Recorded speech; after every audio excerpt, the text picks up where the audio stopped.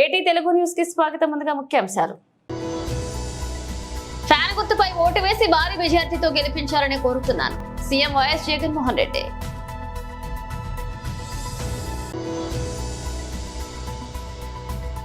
Congress 500 bonus మాట దేవిరెడ్డికు రైతులకు రివర్స్ లాస్ చేస్తుందన్న ఎమ్మెల్యే పల్లా రాజేశ్వర్ రెడ్డి. ప్రధాని నరేంద్ర మోదీ సహకారంతో 12,000 కోట్లతో కరీంనగర్ అభివృద్ధి చేశామన్న బండి సంజయ్. చరిత్ర సృష్టించిన రిషబ్ పంత్ ఐపీఎల్లో తొలి ఆటగాడిగా అరుదైన రికార్డు.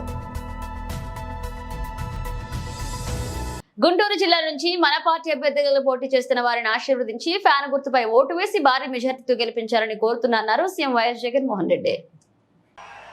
ఎంపీ అభ్యర్థిగా రోషయ్యను నిలబడిపోతా ఉన్నాడు. మీ అందరికీ కూడా తెలిసిన వాడే. రోషయ్యన్న మంచివాడు, సౌమ్యుడు.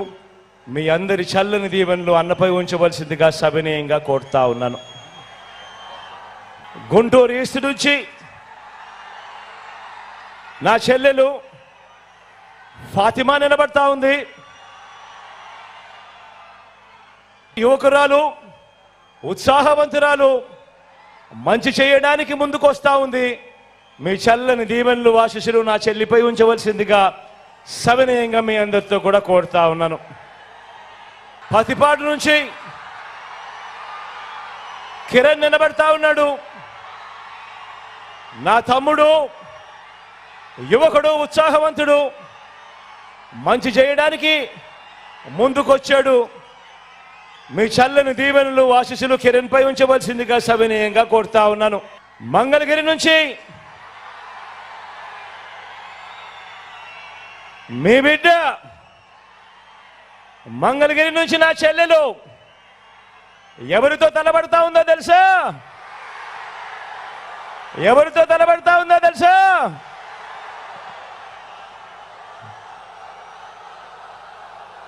మీ బిడ్డకు, మీ లోకల్కు మీ చల్లని దీవెనలు ఆశీస్సులు అవసరం. ఎందుకంటే ఒక మెసేజ్ పంపించాలి. ఒక ఎమ్మెల్యే అంటే ఈ మాదిరిగా ఉండాలి, అందుబాటులో ఉండే పరిస్థితి ఖచ్చితంగా ఉండాలి అని చెప్పే మంచి చెల్లెమ్మ లావణ్యమ్మ. కాబట్టి లోకల్గా మీకు అందుబాటులో ఉన్న మీ నాయకురాలు మంచి చేస్తుందని చెప్పి మనస్ఫూర్తిగా నేను నమ్మి మీలో ఒకరికి టికెట్ ఇచ్చా. సంపూర్ణంగా గొప్ప మెజారిటీతో గెలిపించమని చెప్పి ప్రార్థిస్తా ఉన్నాను. తాడికొండ నుంచి నా చెల్లెలు సుచరితమ్మ నిలబడతా ఉంది. నా చెల్లి గురించి నేను వేరే చెప్పాల్సిన పని లేదు. ఆశీర్వదించండి, మంచి చేస్తుంది. మీ అందరికీ కూడా ఎప్పటికీ అందుబాటులో కూడా ఉండి మీ అందరికీ తోడుగా ఉంటుంది నా చెల్లి. గుంటూరు వెస్ట్ నుంచి నా మరో చెల్లి రజనీ నిలబడతా ఉంది.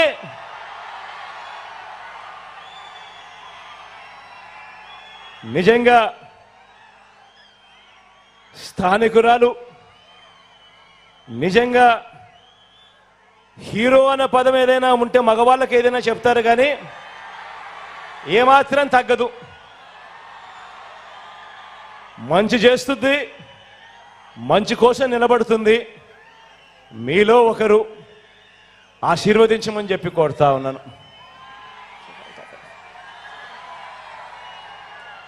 తెనాలి నుంచి శివ నిలబడతా ఉన్నాడు. మీ చల్లని దీవెనలు ఆశీస్సులు శివపై ఉంచవలసిందిగా కోరుతా ఉన్నా. శివ నాకు మంచి స్నేహితుడు. కాంగ్రెస్ 500 బోనస్ మాట దేవుడెరుగు రైతులకు రివర్స్ లాస్ చేస్తుందన్నారు ఎమ్మెల్యే పల్లా రాజేశ్వర్ రెడ్డి. ఒక్కసారి మీరు గుర్తు చేసుకోండి.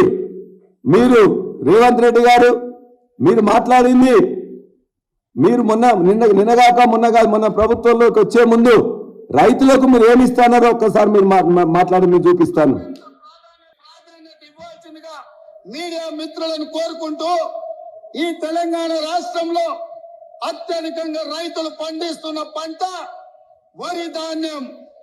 ఇవాళ వరికి కనీస మద్దతు ధర 1960 రూపాయలు ఉంది. కానీ కేసీఆర్ చేతిలో రైతులు మోసానికి గురై ఇవాళ దళారులు మిల్లర్లు 1200కు 1400 కొంటున్నారు. కాబట్టి 1960 రూపాయలు ఉన్న వరి కనీస మద్దతు ధరకు మించి 2500తో ఒట్లు కొనే బాధ్యత 2500కు క్వింటాల్ ఒట్లు కొనే బాధ్యత కాంగ్రెస్ పార్టీ తీసుకుంటుంది. అదే విధంగా మొక్కజొన్న గిట్టుబాటు ధర రాక రైతులు చనిపోతున్నారు. ఇవాళ కనీసం మద్దతు ధర 1870 రూపాయలు ఉంది. కాంగ్రెస్ అధికారంలోకి వచ్చి 2200 రూపాయలకు మొక్కజొన్న కొనుగోలు చేస్తుంది. ఈ రైతులు పండించిన పంట మీకు గిట్టుబాటు ధర ఇచ్చి లాభసాటికి ఇచ్చి ఇవాళ 1 ఎకరం వడ్లేస్తే 30 క్వింటాలు వస్తుంది. 30 క్వింటాల్కి 540 రూపాయలు ఎక్కువ వస్తే 15,000 ఇవాళ ఎకరాకు అదనంగా కాంగ్రెస్ పార్టీ చేయదలుచుకున్నది. ఇదే కాదు 1500 రూపాయలు 2500 రూపాయలు ఇస్తా అని చెప్పేసి వారు నమ్మ పలికింది. రైతులకి వరి పంటకి క్వింటాల్కి 500 రూపాయలు అదనంగా బోనస్ను ప్రకటిస్తా ఉన్నారు. మినిమం సపోర్ట్ ప్రైస్ కాకుండా అదనంగా 500 రూపాయల క్వింటాల్కి ప్రకటిస్తా ఉన్నారు. ఇది ముఖ్యమంత్రి గారు ఎవరైతే ఇప్పుడు రేవంత్ రెడ్డి గారు ఎన్నికల మేనిఫెస్టోలో చెప్పిండ్రు, రైతు మీటింగ్ అని చెప్పేసి రైతు డిక్లరేషన్ చెప్పి వరంగల్లో చెప్పిండ్రు. ఇవాళ ఫైనాన్స్ మినిస్టర్ గా ఉన్న బట్టి విక్రమార్క గారు చెప్పిండ్రు. ఇంతమంది నమ్మబలికి 500 రూపాయలు ఇస్తానని చెప్పి మొన్న వానాకాలం పంట కూడా ఇవ్వకుండా మళ్ళా ఇవాళ యాసంగి పంట వస్తే కూడా యాసంగి పంటలో 500 సంగతి వదిలిపెట్టి కనీసం 700 రూపాయలు ఇలా రివర్స్ లాస్ చేసిందంటే నిజంగా ప్రజలందరూ కూడా గమనిస్తున్నారు, రైతులు గమనిస్తున్నారు. ప్రధాని నరేంద్ర మోదీ సహకారంతో 12,000 కోట్లతో కరీంనగర్ అభివృద్ధి చేస్తామన్నారు బండి సంజయ్.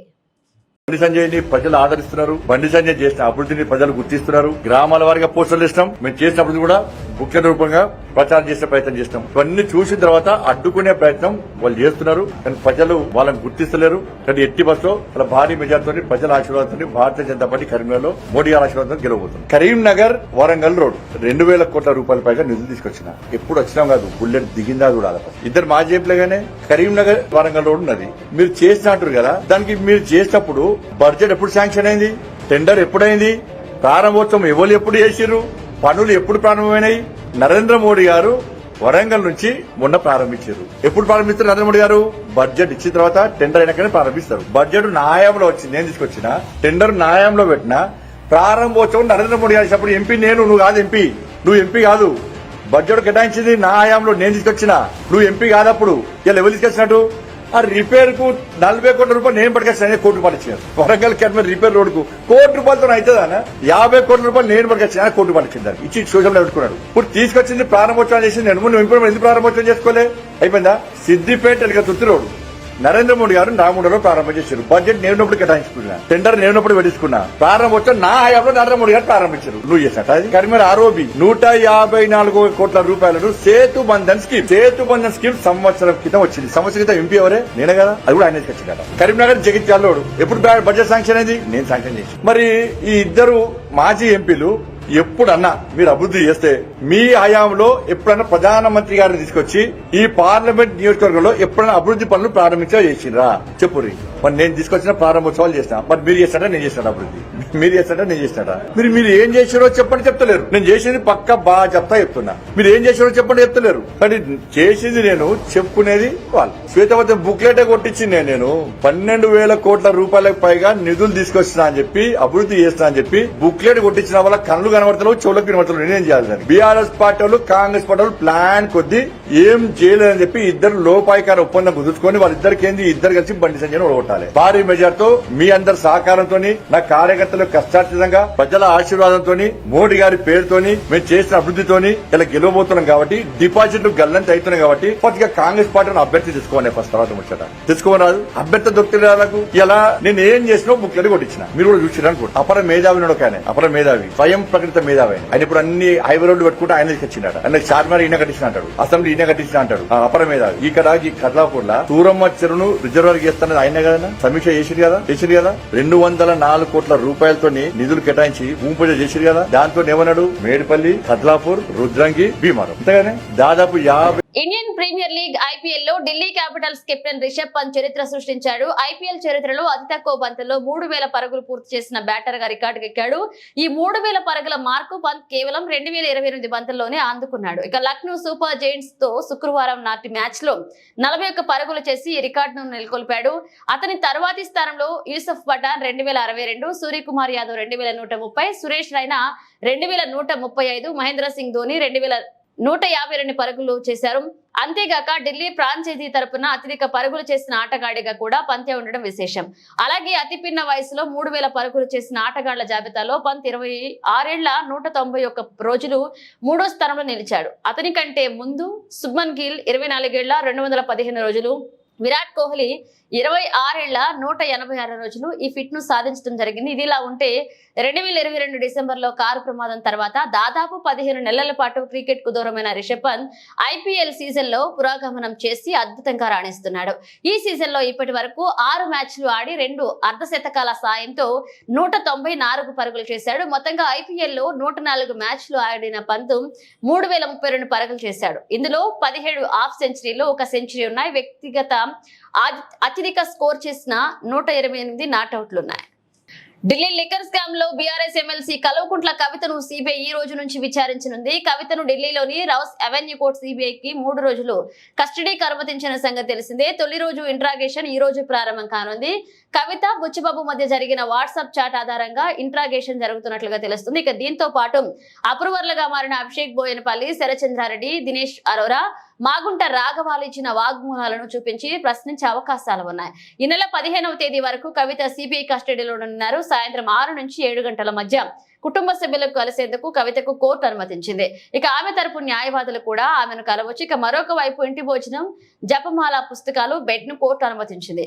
ఆప్కు 100 కోట్లు చెల్లించిన వ్యవహారంలో కవిత కీలక పాత్ర పోషించారని సిబిఐ అభియోగాలు మోపింది. నకిలీ భూ విక్రయం పేరుతో శరచంద్రారెడ్డి నుంచి కవిత 14 కోట్లు తీసుకున్నారని సిబిఐ తెలిపింది.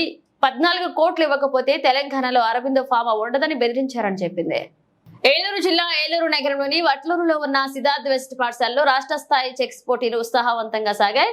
మొత్తం 192 మంది విద్యార్థులు చెస్ పోటీలో పాల్గొన్నారు. ఈ చెస్ పోటీలో విజేతలైన 10 మంది విద్యార్థులు రాష్ట్ర స్థాయి పోటీలకు అర్హత సాధించాయని తెలిపారు. ఈ సందర్భంగా సందర్భంగా ఏర్పాటు చేసిన సభలో రాష్ట్ర సాహిత్య అకాడమీ చైర్పర్సన్ పెల్లంగోల శ్రీలక్ష్మి మాట్లాడుతూ విద్యార్థుల ఆటల ద్వారా క్రమశిక్షణతో పాటు జ్ఞాపక శక్తి, అదేవిధంగా సమాజంలో గౌరవాన్ని పొందుతారని తెలిపారు. చెస్ అకాడమీ డైరెక్టర్ గంజి యోహనన్ మాట్లాడుతూ రాష్ట్రంలోని వివిధ జిల్లాల నుంచి విద్యార్థులు పోటాపోటీగా పాల్గొన్నారని, ఈ పోటీలో విజేతలైన 10 మంది చిన్నారులు జాతీయ స్థాయి పోటీలకు అర్హత సాధించారని తెలిపారు. కాబట్టి ప్రతి వ్యక్తి కూడా డిసిప్లిన్ అనేది ఫస్ట్ ఒక ఆభరణంగా ఉండాలి మనకి.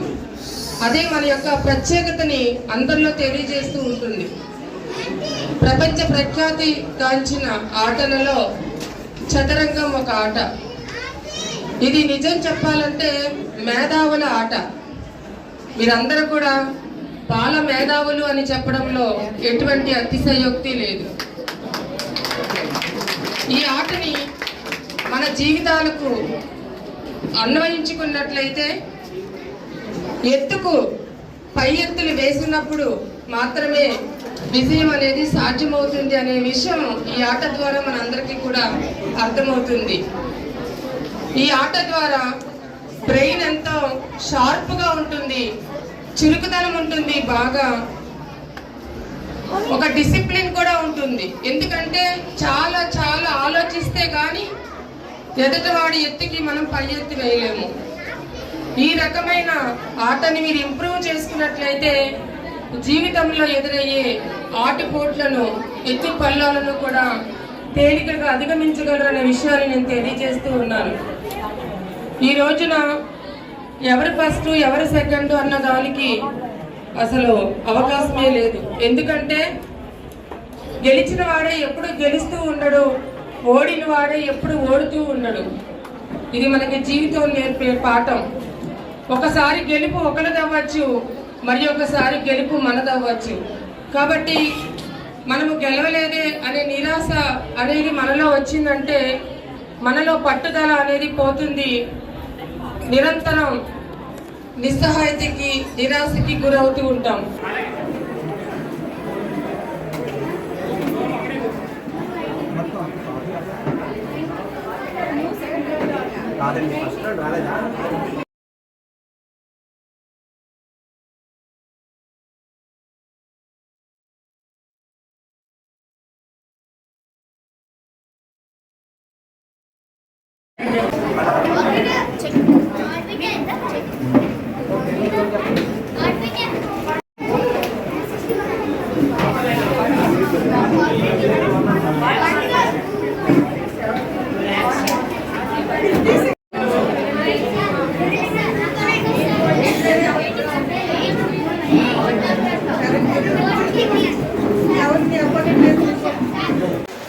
అలాగే మరి ఆంధ్రప్రదేశ్ రాష్ట్ర ఓపెన్ చెస్ టోర్నమెంట్కి మరి అన్నమయ్య డిస్టిక్, అలాగే తూర్పుగోదావరి మరి జిల్లాల నుంచి, ఎన్టీఆర్ కృష్ణా జిల్లాల నుంచి, మరి ఇంకా అనేక జిల్లాల నుంచి, మరి వెస్ట్ గోదావరి జిల్లా నుంచి మరి అనేక మంది సుమారు 200 మంది వరకు స్టూడెంట్స్ పార్టిసిపేట్ చేస్తున్న ఈ కార్యక్రమానికి మరి సాయంత్రం ప్రైజ్ డిస్ట్రిబ్యూషన్కి మరి వెల్లమూల శ్రీలక్ష్మి గారు, అలాగే శ్రీదేవి గారు, మరి డాక్టర్ రవీంద్రనాథ్ గారు, డాక్టర్ యార్లగడ్డ శ్రీనివాసరావు గారు, సందీప్ గారు, మరి ఎన్ఎస్ఆర్టీ కాంగ్రెస్ ప్రొఫెసర్ మరి దుండి కృష్ణ గారు, మరి అలాగే వంశీ గారు, అనేక మంది వస్తారు. దీంట్లో మరి మొత్తం మరి టాప్ 10 సెలక్షన్స్ ఇంటర్నేషనల్ టోర్నమెంట్కి జూన్లో 4 నుంచి 9 వరకు జరిగే టోర్నమెంట్కి మరి మేము సెలక్షన్స్ 10 సెలక్షన్స్ ఇక్కడ మరి ఎంట్రీ ఫీజు 5,000 50,000 మరి సెలక్షన్స్ మేము మరి టాప్ 10 సెలెక్ట్ చేసి ఇంటర్నేషనల్ టోర్నమెంట్కి మేము పంపడానికి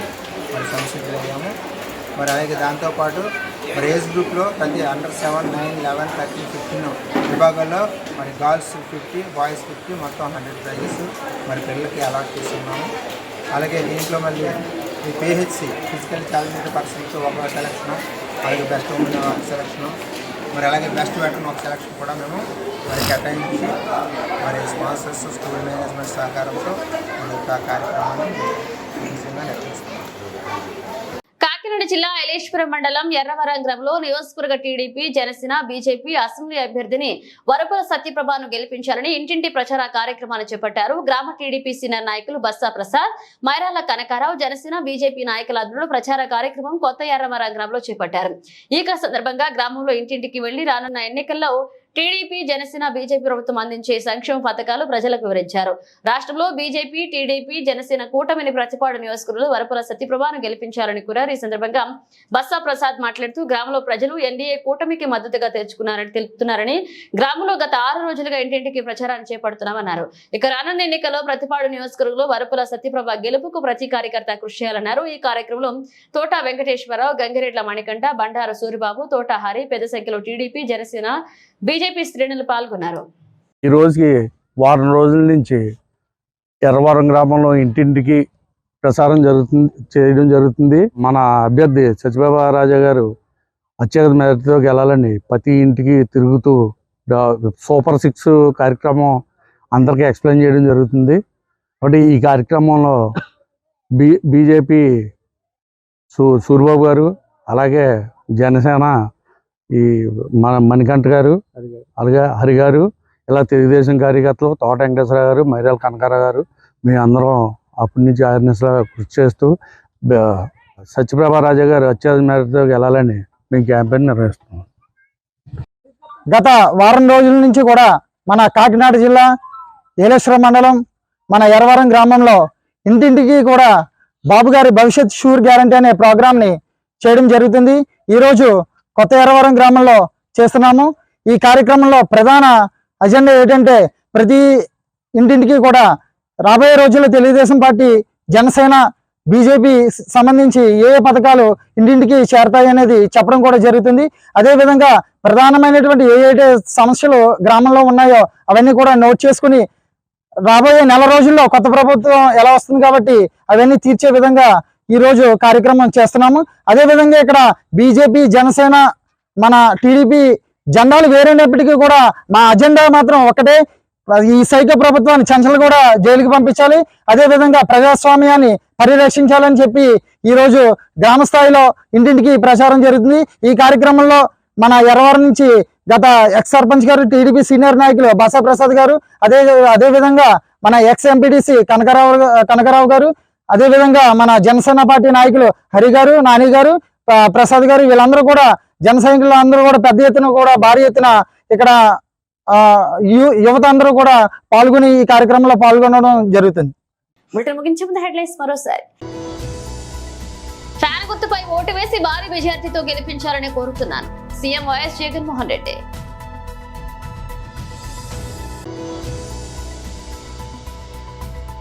కాంగ్రెస్ 500 బోనస్ మాట దేవిరెడ్డికు రైతులకు రివర్స్ లాస్ చేస్తుందన్న ఎమ్మెల్యే పల్లా రాజేశ్వర్ రెడ్డి.